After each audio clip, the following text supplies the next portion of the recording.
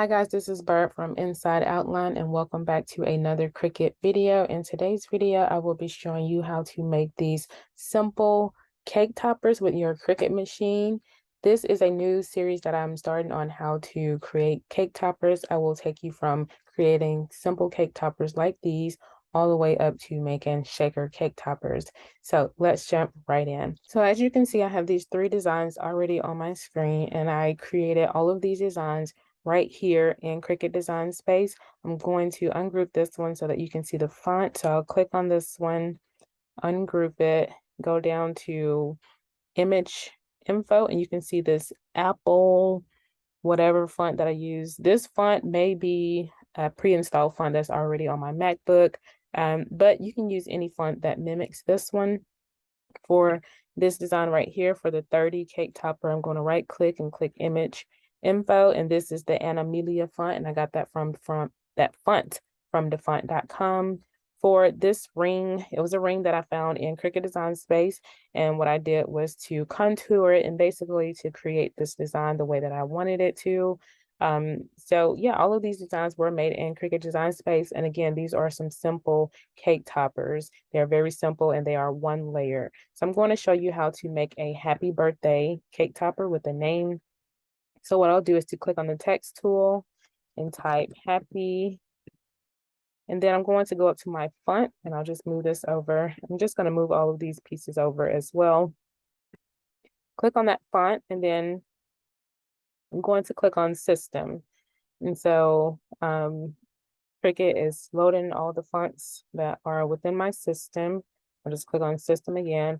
I'm going to scroll down to find the font Amelia. And this Amelia font, it's right here. And I got this from defont.com also. So I'll click on that. And I'll just make a duplicate of that and then type birthday.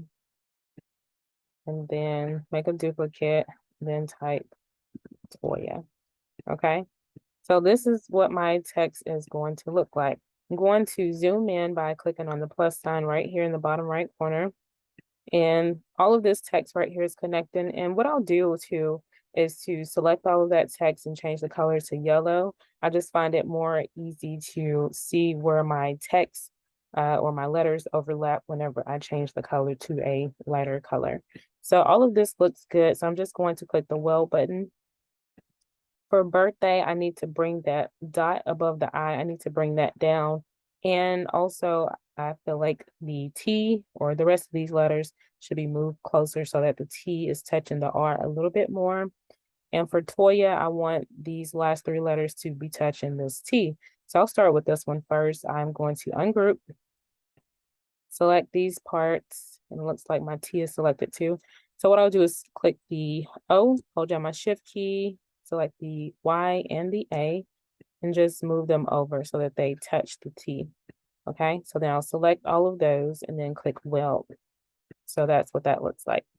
Next, what I'll do is to ungroup the word birthday.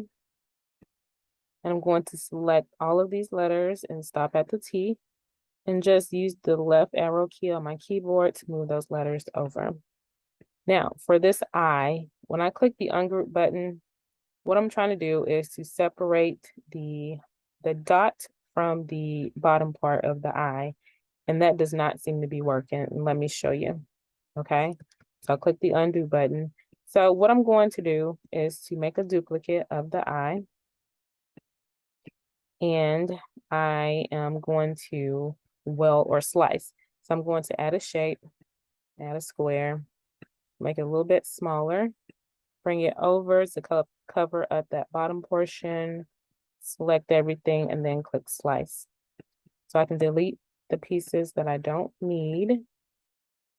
And what I'm going to do, so both of these pieces are now separate. So what I'll do right here is to just bring this dot down so that it's touching that bottom part of the I, weld those 2 pieces together, and I can get rid of this piece.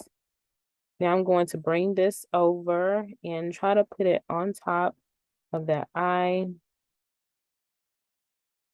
Okay. And I'm going to get rid of the I with the dot. So I'm going to select it over here in the layers panel. and it's this one. So I'll delete that one. And now I can select everything and weld it together, okay? So all three pieces are welded together now. So what I'll do is to kind of just move things around the way that I want them to look. And so for the T, I'm going to bring it, or the Toya, for the name, I'm going to bring it up to about right there, because you want everything to be touching basically. And to make this cake topper a little bit more sturdier, I'm going to add some hearts. So I will click on images, search for a heart, and I'm going to click on free for the filter. And I will just scroll. I think I want this heart right here. So I'll click add to canvas and make it a bit smaller. I'm going to zoom in again. And I don't want the heart in the middle. So I'm going to click the contour button, click that heart in the middle to get rid of it. And that's what I'm left with. So I want the Y down here to touch, or I want to place my heart so that the Y and the A both have basically like an anchor piece. I'm going to rotate it a little bit. Okay. So then I'm going to make a duplicate of the heart and put it up here so that there is an anchor piece for the B and the H. And I'm going to change both of these to yellow so that I can see how they overlap. And I think that looks good. So I'm going to select all of this and click weld. So for this cake topper, I think I'm going to leave it this size. Oh, I'll just change it to 5 inches wide. Okay. Going to zoom out. And I am going to change the color of this cake topper to black, because I'm going to cut these two, this one and this ring. I'm going to cut both of those on black cardstock. And for these two, I am going to cut them on gold cardstock. So once everything looks good, you will click the Make It button. I'm going to choose for any material and click Continue. You can see both of my cake toppers. And actually, I think I want to make this cake topper a little bit bigger. So I'll click the Cancel button. Just drag this out a little bit more. So it's about 5.6 inches. So then I'll click Make It for any material and Continue. Slide this over a bit. And I'll slide this down just a bit so you can see what all of those cake toppers look like. Click the Continue button, and my Cricut machine is going to connect to my computer. Right here, I will choose glitter cardstock, and for pressure, I will choose more, and then I will click Remember Material Setting because I'm using glitter cardstock for all 4 of these cake toppers. So what I'll do now is to show you all the materials, and then I will begin cutting out my cake toppers. So these are all the materials I'll be using. Before I jump into showing you the actual materials, I just want to show you some of the designs that I cut out previously. And for these, I just used some regular 65-pound cardstock. So this is, I'll put it down so you can see. So this is what that cake topper looks like. And then this is another cake topper that I designed on or in Cricut Design Space. And for this one, I also used just some regular cardstock for that. This is another, so these two can be used for weddings or anniversaries or whatever. And then this one is the last one that I designed in Cricut Design Space.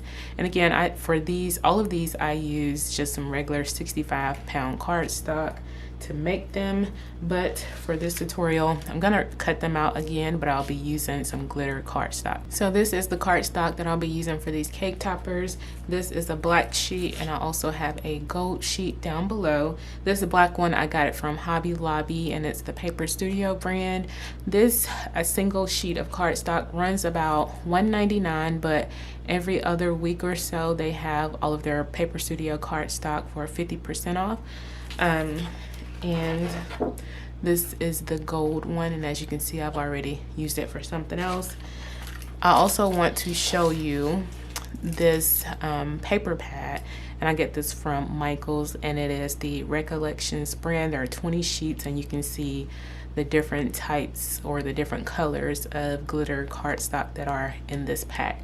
So again, I always look for sales whenever I go to Hobby Lobby or Michael's to buy, basically when I buy any of my crafting supplies. You'll also see here that I have this basket. In it, I have these pop dot adhesives, and I get these from Dollar Tree. And you can see that there are over 500, or there are 528 little square dots in here. I don't think I'll be using these for this video, but as I mentioned before, I'm starting a cake topper series, and for that 3D cake topper, I'll definitely be using these pop dot adhesives. I also have this Barely Art glue, which I use for a lot of my layered and 3D cake toppers. As I mentioned before, I don't think I'll be using this for this exact project, but again, stick around for my series on cake toppers and you will definitely see me use this glue. I also have a 3D shaker cake topper that I made a few months ago, and I'll have that linked above in the card, so be sure to watch that video also. Now, what I will be using for this video is different types of sticks to go into the back of my cake topper. So what I have here are basically just some bamboo skewers. These are pretty long. You can probably find some that are about half this size.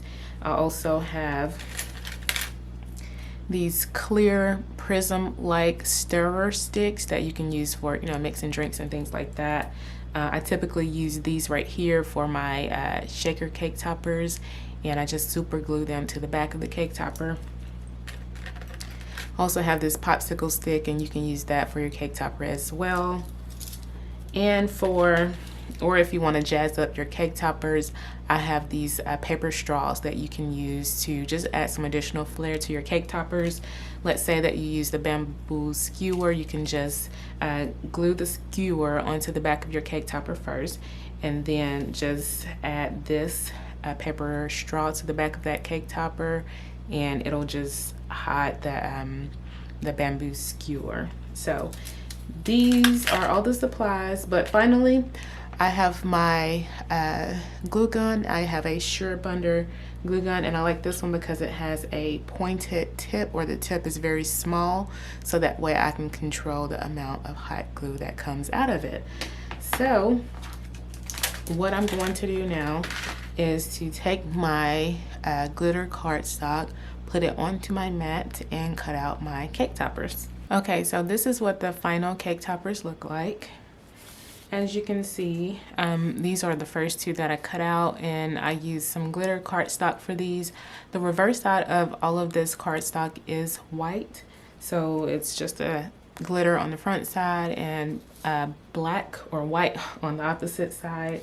These are the other two that I just cut out, and you can see what those look like. Now what I'll do is to get my sticks so that I can glue them to the back side of my cake toppers. I'm going to try to use these clear skewers or these clear stirrers for the backs of these cake toppers. So starting with this one, I like to put, so these skewers, they have a thicker side, which is down here, and this side gets very skinny at the end. I like to put the glue on this thicker side because, you know, I can get a lot of glue on that side, whereas on the skinny side, it's a little bit harder to get the glue on there. So I'm gonna determine where I want to put, let me scoot this over. Determine where I want to put the skewer. I think I'll put it maybe behind this part of the R. So I'll turn it over, take my glue gun, and put some glue on the skewer or on the cake topper stick.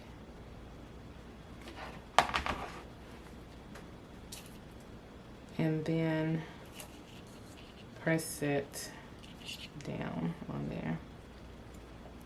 And with this one also, you can probably put 2 sticks in there if you want to. And this, you know, it's still a little flimsy because again, this is just using one layer of cardstock. But in the next video series, I'll show you how to make a layered cake topper. So be sure to come back and check out those next videos in this series. With this, I did put a little bit more extra glue on there than was necessary. So I'll just peel it off with my fingers. And that is what that cake topper looks like. So I'll just continue to put these cake toppers onto the back sides of these, or put the sticks onto the back sides of these other cake toppers.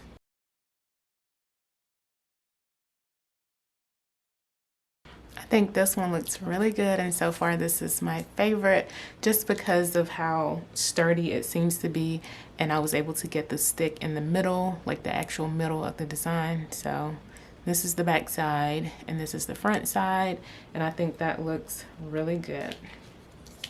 So now I will move over to my other two cake toppers and do the same thing.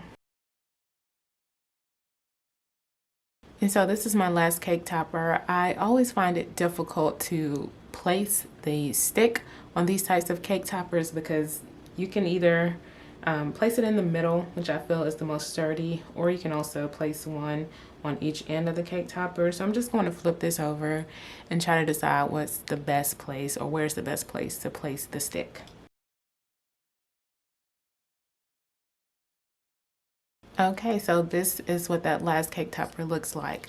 Again, with these cake toppers, you know, I designed them in Cricut Design Space, and these are single layer cake toppers. So again, be sure to come back and check out the other cake topper videos in this series. All the supplies will be linked down below, you know, all the clear stir sticks and the pop dots and all the other things that I use for all of my cake toppers. Just gonna pull everything back in, zoom out a little bit. So here I've showed you how to do, or how to create 4 different cake toppers, and these are very simple cake toppers. All of them were designed in Cricut Design Space. But on the last one, I showed you how to create this one. I know a lot of people look for happy birthday cake toppers. So again, be sure to come back and check out the other videos in this cake topper series. If you have any questions or comments, please leave them down below. And don't forget to like this video and subscribe to my channel. Thanks for watching.